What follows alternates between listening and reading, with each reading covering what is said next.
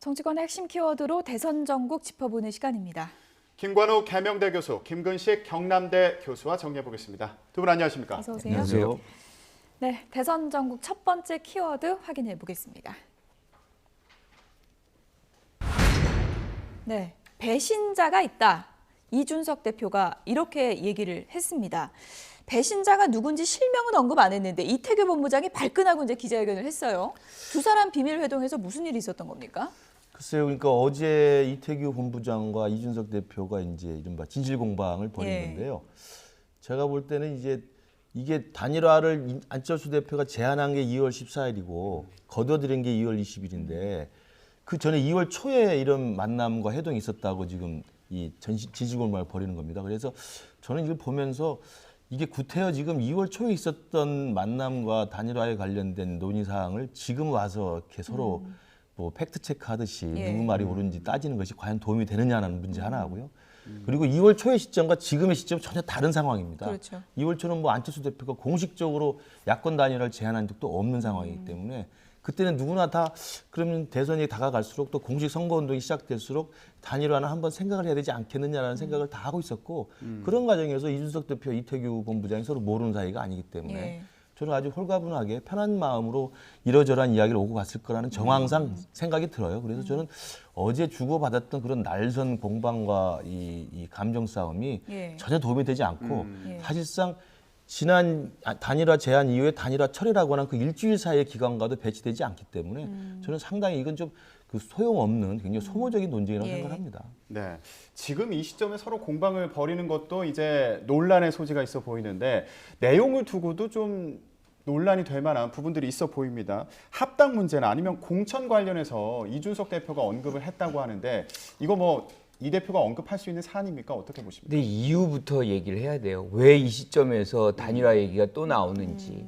이게 이제 단일화 결렬됐잖아요. 그러니까 책임론이 이제 비등해질 수밖에 없거든요. 그런데 많은 분들이 지금 이준석 대표를 겨냥해요. 그러니까 이준석 대표가 여기서 피해야 되겠죠. 그러니까 이제 이 공을 사실상 국민의당에게 떠넘기기 위해서 아무도 얘기 안 한 것을 갑자기 얘기를 하는 거예요.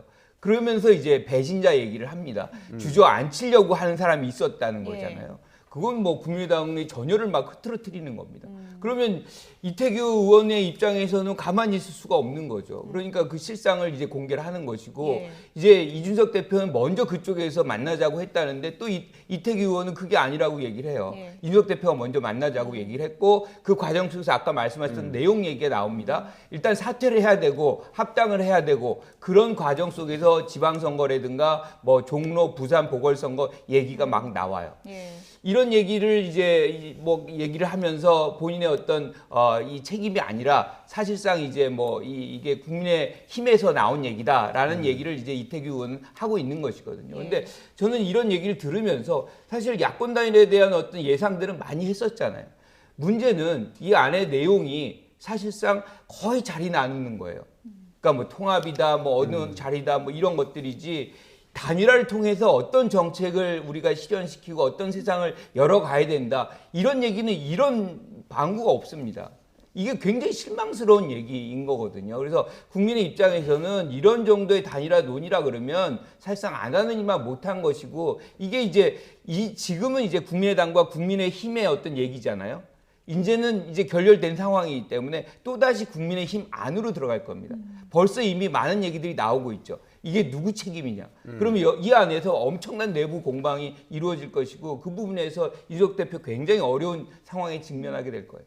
지금 이제 내부로 들어간다라고 얘기를 해주셨는데 실제로 이준석 대표가 단일화 물밑 작업 중에 국민의당을 너무 조롱하고 자극한 게 아니냐 이런 얘기가 당내에서도 지금 나오고 있지 않습니까? 그렇죠. 그리고 제가 봐도 이준석 당대표가 이 단일화 관련해서 불필요한 이야기 그리고 굳이 할 필요 없는 수면 아래에서 서로 이야기하는 것들을 공개적으로 수면 위로 올리는 것들은 사실은 정치적인 조그만 그 고려가 있다고 한다면 안 하려는 게 맞거든요. 그게 일종의 전략이다 이렇게 보는 시각도 있었는데 아닌가요?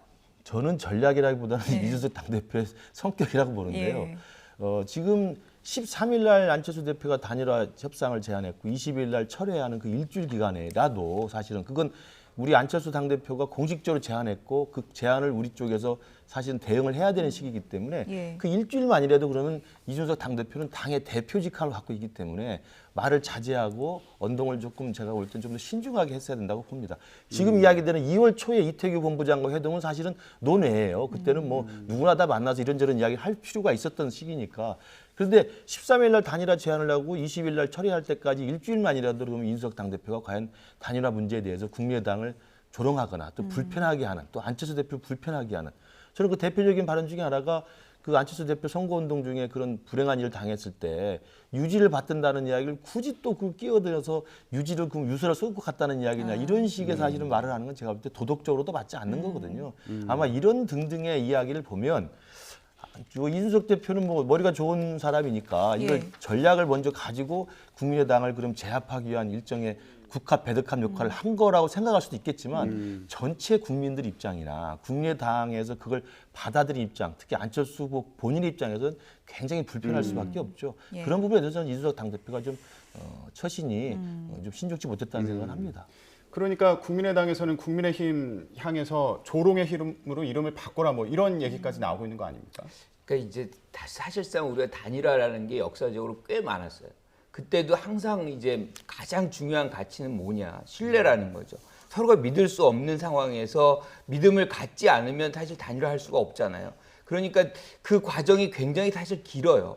그러면서 이제 그걸 지나오면서 하나의 어떤 단일화가 이루어지는 것인데 우리가 정몽준 노무현 그 과정을 보면 마지막에 깨지기까지 하잖아요. 이렇게 어려운 겁니다. 그런데 공식적으로 나오는 이 장면에서는 조롱 섞인 그것도 이제 연배 차이도 꽤 나는 그런 후보한테 그렇게 조롱 섞인 얘기를 하면 사실은 안 후보 입장에서는 어떻게 상대하기도 참 어렵고 이게 굉장히 공공한 입장을 만들어 놓거든요. 그런 상황 속에서 지금 이태규 의원을 불러가지고 만나서 또 안으로는 물밑으로는 단일화하자. 그러면서 뭐 이런 자리 뭐 어떻게 얘기하고 또 저는 좀 더 경악스러운 건 뭐냐면 그 장면에서 안 후보를 위해서 뭐 종로나 부산 보궐선거 얘기를 했다는 거예요. 그건 이준석 대표가 이제 부인했죠. 공천 얘기 나온 거는. 이제 그러는데 어쨌든 이태규 의원 얘기는 그 얘기까지 나오고 그렇죠. 있어요. 그렇다는 거는 더 모욕적인 거거든요. 그러니까 안 후보가 국회의원 못해서 지금 뭐 대선 후보 나온 것처럼 얘기하는 건데 그 얘기를 만약에 사실이라 그래서 이태규 의원으로부터 안 후보가 들었다고 한다면 얼마나 괴로웠겠습니까? 그러니까 이런 과정이란 것 자체가 사실 이준석 대표가 기본적으로 단일화할 생각이 전혀 없었다. 그래서 어떻게 보면 일관성이 있어요. 계속 이 압박을 하고 하려면 진짜 사퇴하고 들어와서 지지 선언하고 그리고 뭐 참여시켜 줄 테니까 하라. 이렇게 굴욕적 장면을 만들어 놓고 단일화 한다 그러면 누가 단일화 하겠습니까? 그러니까 교수님께서는 지금 상황을 단일화 문은 닫혔다 이렇게 보십니까? 그렇죠. 뭐 보니까 단일화에 대한 여지를 굉장히 생각하고 계신 것 같은데 단일화는 완전히 0%예요. 오히려 마이너스입니다. 김구식 교수님께 네. 안철수 후보는 화법 해석이 좀 다양할 수 있잖아요. 잘 아시니까 안철수 네. 후보를. 이 말은 어떻게 해석해야 됩니까? 단일화 안 한다 하면서 내 제안을 받는다면 또 모르지 이렇게 얘기를 했어요.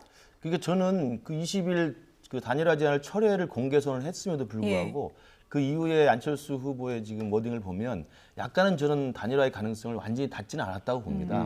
왜냐하면 20일에 답이 없었기 때문에 그리고 모든 책임은 제1야당과 윤석열 후보 책임이니까 이제 끝났다라고 했음에도 불구하고 그 앵커께서 말씀하신 것처럼 내 제안을 만나면 또 모르지. 그리고 오늘 일부 언론의 보도에 의하면 주말에 만남에 대해서도 가능성을 열어놓은 것처럼 보도가 되고 있습니다.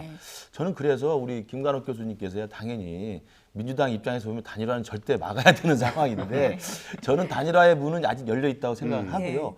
왜냐하면 이준석 대표가 그동안의 단일화의 걸림돌이었다고 한다면 오히려 어제의 이준석 대표의 이런 이태규 의원과의 진실 공방이 오히려 이준석 대표의 입지를 좁히는 효과가 있어요.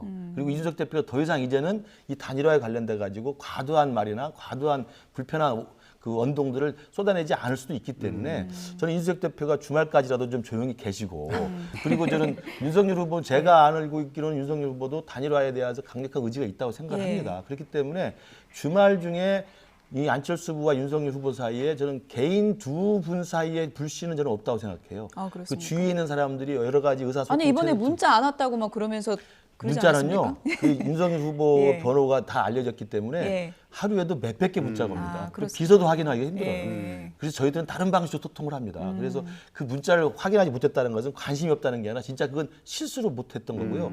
그것도 안철수 후보 쪽에서 문자로 통보할 내용은 아니죠. 이제 그런 건 제가 볼 때 전혀 그런 팩트가 네. 아니고 저는 그래서 제 생각에는 이번 주말까지도 저는 충분히 단일화의 문은 열려 있다. 그리고 윤석열 후보가 좀 더 겸손하게, 좀 더 진지하게 접근한다면 저는 안철수 후보도 마음의 문을 열 수 있다고 생각하고 단 그 조건은 김관학 교수 말씀하신 것처럼 자리를 배분하겠다, 뭐 출마를 보장하겠다. 네. 이런 식의 정치공학적 접근은 제가 아는 안철수 후보 입장에서 가장 싫어하는 접근입니다.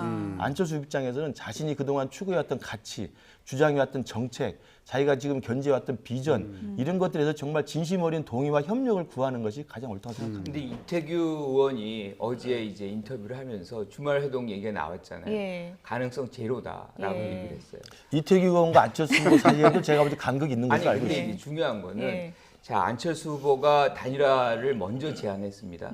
여기서 단일화의 결렬도 본인이 선언을 했어요. 일주일 상관에 다시 단일화를 한다. 저는 정치 생명 그 순간에 네. 끊어진다고 생각을 해요. 그래서 제1야당과 실제- 윤석열 후보의 책임이었기 때문에 네. 제1야당이 좀 반성하고 윤석열 후보가 진정성을 지금 보이면 김의식 가능하다. 교수님 그걸 계속해서 연결시켜가지고 이렇게 네. 해서 이끌어가고 싶은 뭐 생각이 네. 있으시겠지만 네. 사실은 어제도 김재원 최고가 뭐라고 했냐 마지막 날 그 투표 전날까지 살아있다라고 얘기했는데 이거는 사실 상대 후보에 대한 도리가 아니에요. 이 단일화 프레임에 계속해서 안 후보를 가둬두겠다는 네. 얘기거든요. 저는 이거는 예의가 아니다. 이미 지금, 결렬을 본인이 예. 선언했으면 그걸 인정해 줄 줄 아는 것도 또 도리다 이렇게 두 분이 이제 전망이 문이 닫혔다, 좀 열려있다 이렇게 엇갈리는 상황인데 간략하게 요것만 좀 답변해 네, 주세요. 여론조사로 단일화하는 가능성도 조금은 열려 있는 겁니까? 그건 안 후보도 저는 현실적으로 불가능하다고 이미 20일에 그 철회선을 할 때 이야기를 했습니다. 그때 안철수 후보가 20일에 단일화 제안을 철회할 때도 여론조사를 한다 해도 이제 시간상 불가능하다고 이야기를 했습니다. 그래서 이것은 누구의 옳고 그름의 문제가 아니라 현실적인 물리적 시간상 여론조사 방식에 대해서 다시 협의를 해서 다시 시작하는 것은 어렵고요. 그렇다고 한다면 이 단일화를 얼마나 아름답고 극적으로 할 것인가에 대한 문제가 남아있는데 이건 아까 제가 말씀드린 안철수 후보에 대한 우리 당 또 우리 후보의 좀 더 진지하고 겸손한 접근 그리고 예. 안철수 후보가 정권 교체라는 국민의 열망에 대해 충분히 알고 있기 때문에 만에 하나 단일화가 안 돼서 만에 하나 석패를 해보십시오. 그러면 그 책임을 안철수 후보와 윤석열 후보 다 져야 됩니다. 그런 정치적 부담이 있다고 생각합니다.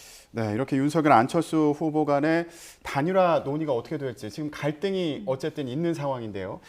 이것도 관심인데 이런 상황에서 민주당이 또 움직이고 있습니다. 송영길 대표가 오늘 기자회견을 했어요. 그래서 국무총리 국회 추천제를 도입하겠다. 뭐 여러 가지 얘기를 했는데 이 중에 또 연동형 비례대표제, 또 지방선거 3인 이상 중대선거구제 이런 것들을 얘기하면서 다당제를 위해서 제도 개혁을 하자 이렇게 얘기했거든요. 근데 이거 얘기를 보면 지난 총선 때도 나왔던 얘기들이랑 많이 중첩되는 것 같기도 하고요.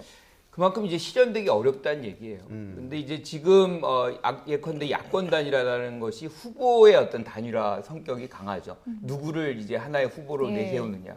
이 얘기는 일종의 정책 단일화입니다. 그러니까 이제 예컨대 안철수 후보와 이재명 후보 또는 뭐 김동연 후보, 심상정 후보까지 하나의 어떤 정책을 합의해서 그거를 누가 집권을 하든 간에 그거를 실현하자는 일종의 이제 정책을 약속하고 그걸 실현하자는 그런 어떤 단일화의 성격이 큰 거죠. 내용적으로 접근하는 거예요. 아까 안철수 후보가 그런 측면에 굉장히 강조점을 두고 있다는 얘기를 하는 것처럼 이 부분은 사실 국민의 삶과 직접적인 연동이 되는 거죠. 누가 대통령이 되더라도 이것이 뭐 과거와 똑같이 권력자만 바꾸는 이 현상이 된다 그러면 세상은 변하지 않습니다. 이렇게 뭔가 정책을 갖고서 우리가 지금 앵커 말씀하셨잖아요. 지난번에도 얘기했던 건데 왜 안 되고 있느냐. 이거 실제로 바꾸겠다는 얘기를 하고 있는 거예요. 그러니까 지금 양당제가 계속해서 유지가 되면서 다른 어떤 선택지들을 국민들이 못 갖고 있는 그런 불편함들이 있거든요. 예. 그러니까 지금 다당제를 만들어 가자. 그래서 제3의 선택을 국민들이 할 수 있는 그런 제도로 가자.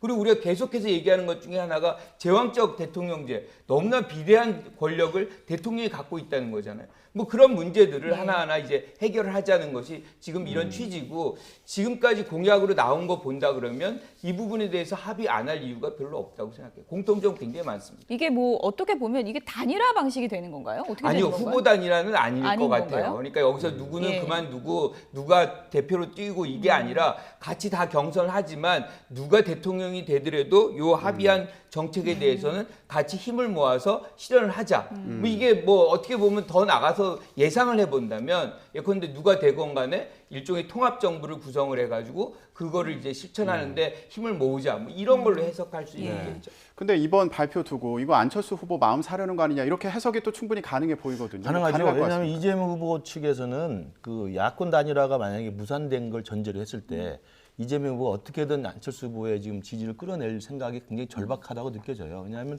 초박빙의 지금 이 승패를 알 수 없는 상황이기 때문에 예. 안철수 후보를 또 끌어들이는 것이 당연히 이재명 후보 중에서 절박하다고 보이는데 예.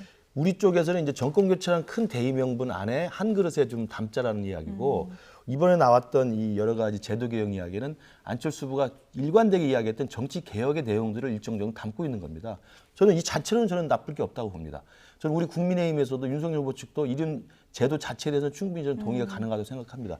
다만 이 부분에 대해서 왜 그러면 국민들이 그 좀 불편한 시선을 가지고 있냐면 이런 정치 개혁의 내용과 방향에 대해서 국민 여러분이 동의를 하지만 불과 4년 전에 20대 국회에서 패스트트랙까지 동원해가지고 이른바 가짜 연동형 비례대표제 한다고 얼마나 난리를 쳤습니까? 그렇지만 그 이후에 유성정당 만들어가지고 사실 열린민주당도 다 엉망이 되고 정의당도 굉장히 의문의 한 표를 당하고 사실은 안철수 후보도 굉장히 곤혹스러웠거든요. 예. 그래서 민주당이 이런 이야기 하는 것은 안철수 후보 측에서 봤을 때는 입에 발린 사탕 발림이다 이렇게 생각할 수 있습니다. 근데 25일 날 정치 토론이 있잖아요. 네. 아마 이재명 후보가 이거에 대해서 제안을 할 겁니다. 그러면 지금 거기에 동의하면 윤 후보도 거기에 합의를 하면 됩니다. 그럼 실질적으로 모든 후보가 다 합의하는 것이기 때문에 그러면 누가 집권을 하건 예. 우리가 원하는 이런 시스템으로 갈 수가 있는 첫걸음이 되겠죠. 네. 자, 대선 전국에서 단일화 이슈가 쟁점이 되고 있는 상황인데요. 이런 상황이 영향을 미친 걸까요? 다음 키워드 보여주시죠.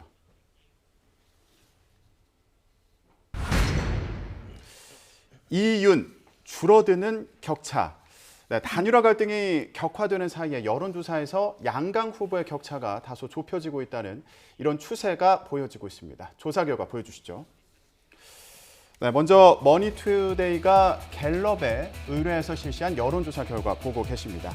이재명 후보가 38.3%, 윤석열 후보가 39%, 심상정 후보는 3%로 나타났고요. 안철수 후보가 9.5%로 나타났습니다. 네, 또 다른 여론조사도 같이 볼까요?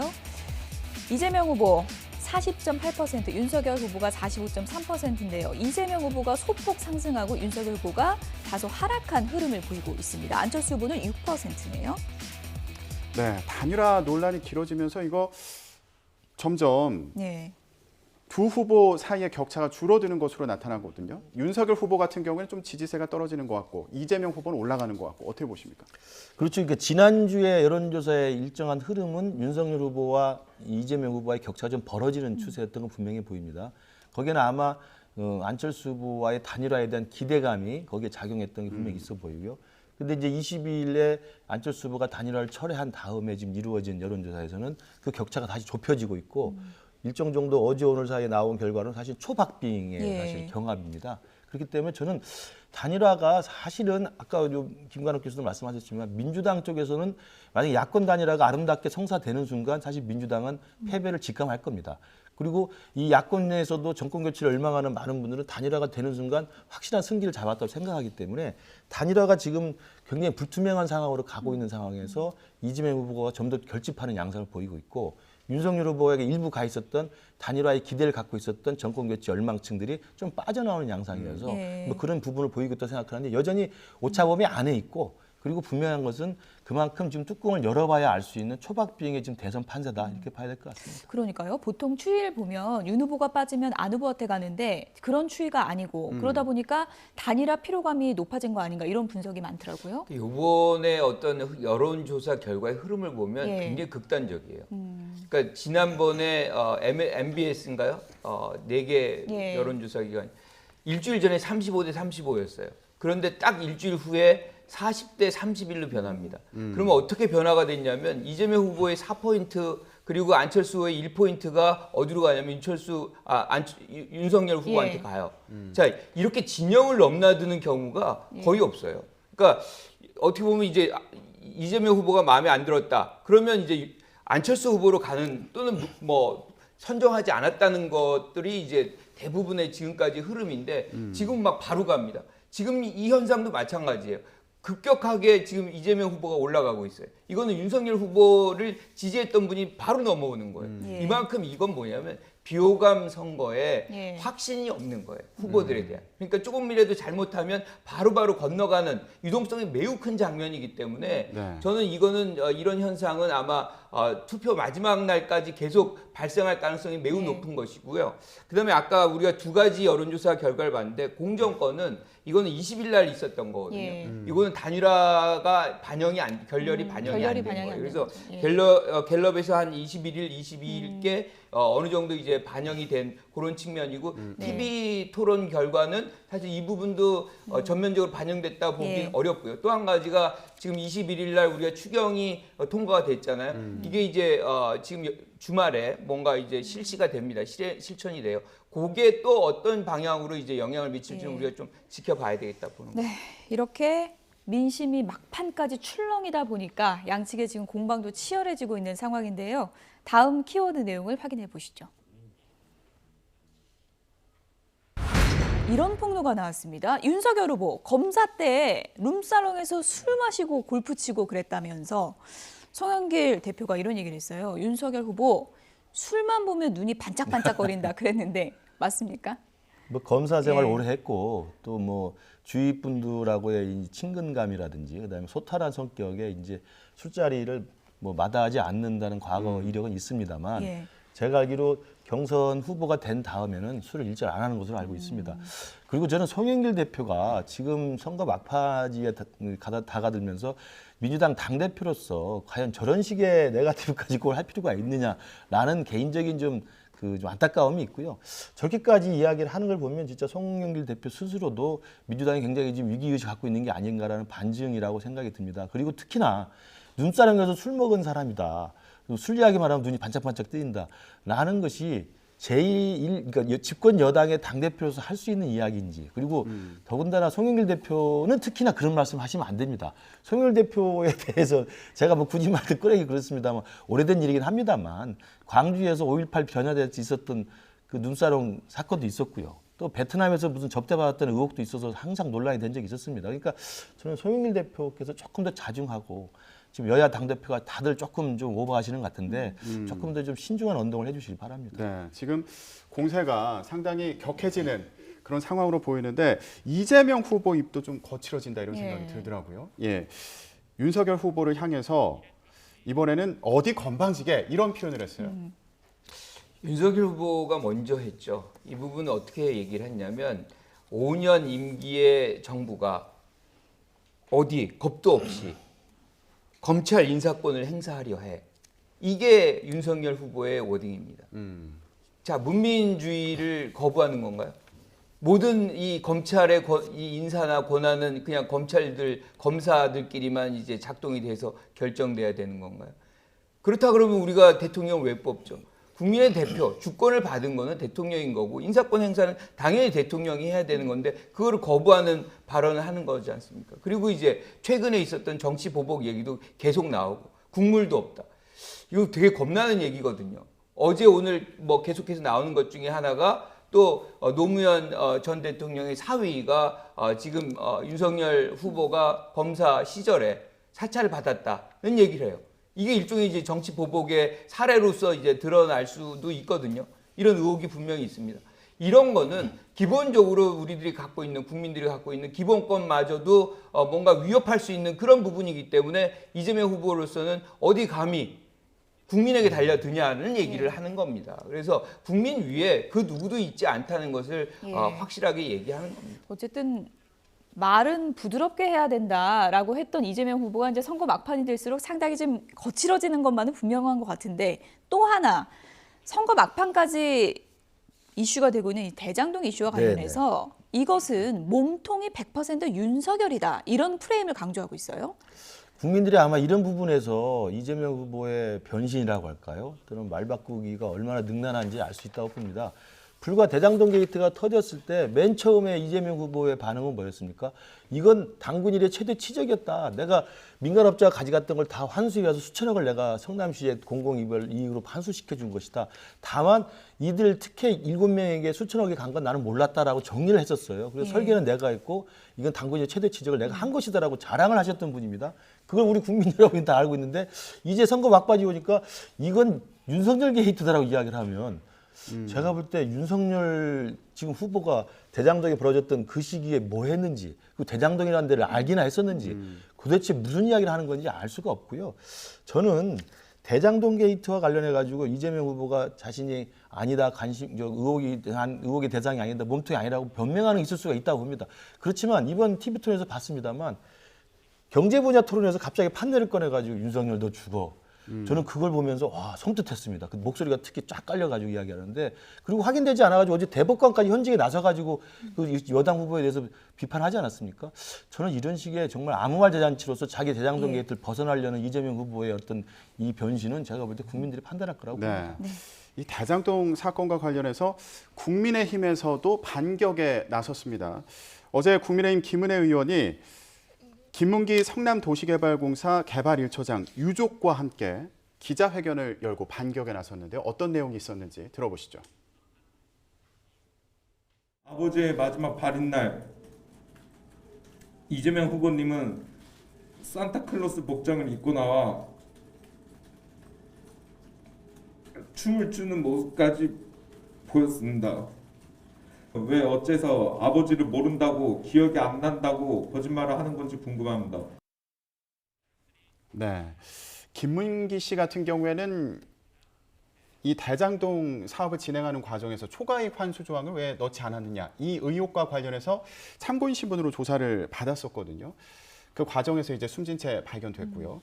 그런데 이재명 후보는 잘 모른다고 했던 거잖아요. 근데 유족 측에서는 이거 서로 잘 알고 지낸 근거 자료가 있다. 왜 모른다고 했냐 이러면서 지금 지적을 하고 있는 상황이죠. 그 상황 다시 재현을 하면요 이겁니다. 그러니까 그분에 대해서 김문기 씨에 대해서 잘 모른다. 하지만 이 대장동 의혹 사건이 터지면서 그분이 가장 이제 잘 아시는 분이라 그래가지고 계속해서 연락을 했었다. 이게 이제 이재명 후보의 워딩이에요. 그런데 잘 안다, 모른다. 아마 제 생각으로는 기억이 안 나는 겁니다, 이거는. 그러면 우리가 이제 몇 년 전에 골프 친 사람들은 다 이제 뇌리에 이제 있어야 되는 건지 좀 의문이고 또 어제 이제 영상이 나왔잖아요. 그분이 돌아가신 분께서 뭐라고 얘기하냐면 나 시장하고 같이 쳤다. 시장하고도 쳤다. 굉장히 이제 좋아하는 그런 장면이에요. 그 정도로 이제 사실은 거리가 있었다는 얘기를 저는 그렇게 느꼈어요. 그만큼 가까웠다면 뭐 일상적으로 뭐 시장하고 계속해서 뭐 이 상호작용이 있었다 그러면 아들한테 그런 얘기까지 할 필요 없는 거 아닌가. 그래서 그 정도의 어떤 거리감이 있었다는 얘기로 저는 받아들였고요. 아까 이제 대법관 얘기 나왔지만 조재현 대법관 어제 갑자기 인터뷰를 했어요. 이 선거 국면에서 본인이 이렇게 나온다는 게 얼마나 영향을 미친다는 건지를 잘 모르고 하셨던지는 모르겠지만 이거 굉장히 민감한 이 사안인데 어제 이제 기자 인터뷰 본인은 이제 사실 무근이라고 얘기했는데 기자 인터뷰에서 기자가 거기에 이름 나왔는데 아십니까? 본인은 모른다고 얘기를 하면서 얘기를 해요. 그러면 녹취록도 안 읽고 왔다는 얘기잖아요. 녹취록에 분명히 이름이 있는데도 불구하고 뭐 그걸 아닌 걸로 알고 왔고 또 딸의 주소 이름이 나왔다고 얘기하니까 그런 게 있었냐라고 얘기를 하면서 나와요. 그러니까 이런 거 사실관계를 명확히 알면서 뭔가 본인이 어떤 사실 무근이라고 얘기를 해야지 지금 이 장면에서 명백한 증거를 제시하지 않으면서 본인은 그분도 아니다. 지금 남욱 씨가 계속해서 이제 수사 기록에 나온 게 뭐냐면 그분이 아니었다. 이재명 씨가 아니었다는 것이고 700억도 그분께 아니라고 얘기를 해요. 그러면 그때 왜 얘기를 했느냐? 화가 나서 얘기했다. 그런데 진술에 나중에 자기가 삭제하겠다라고 얘기를 해요. 그게 다 기록에 남습니다. 더 이상은 이재명 후보가 아니라는 것이죠. 저희가 30초만 드리겠습니다. 잠시 좀 반박을 해주시죠. 어제 조재현 대법관이 오죽했으면 현직 대법관이고 점잖은 분이 나와서 했겠습니까? 자신이 듣도 보도 못한, 알지도 못하는, 그리고 자기 딸이 성남에 거주하지도 않는데도 불구하고 어제 그래서 기자회견에서 필요한 호적이나 무슨 주민등 관련된 서류가 있으면 언제든지 제출하겠다고 이야기를 했습니다. 그래서 자기도 모르는 내용을 자기가 모르는 범죄자들이 모여서 떠들고 있는 내용인데 얼마나 신빙성은 웃긴 이야기입니까? 그 내용의 일부를 발췌해가지고 집권 여당의 대선 후보라는 사람이 생방송 중인 생중계되는 TV 토론에서 조지현이라는 이름을 떠든 거예요. 얼마나 당혹스럽겠습니까? 제가 봐도 그건 끔찍한 일이라고 생각해요. 그래서 저는 이걸 조지현 예. 대법관의 저는 개인의 프라이버시하고 개인의 명예와 관련된 저는 이재명 후보의 경기 잘못된 공격이라고 생각합니다. 대장동 관련 의혹은 두 분을 저희가 다시 모셔서 다시 한번 더 얘기를 나눠보도록 하겠습니다. 시간 관계상 여기서 줄일게요. 지금까지 김관옥 계명대 교수 그리고 김근식 경남대 교수 두 분이었습니다. 고맙습니다.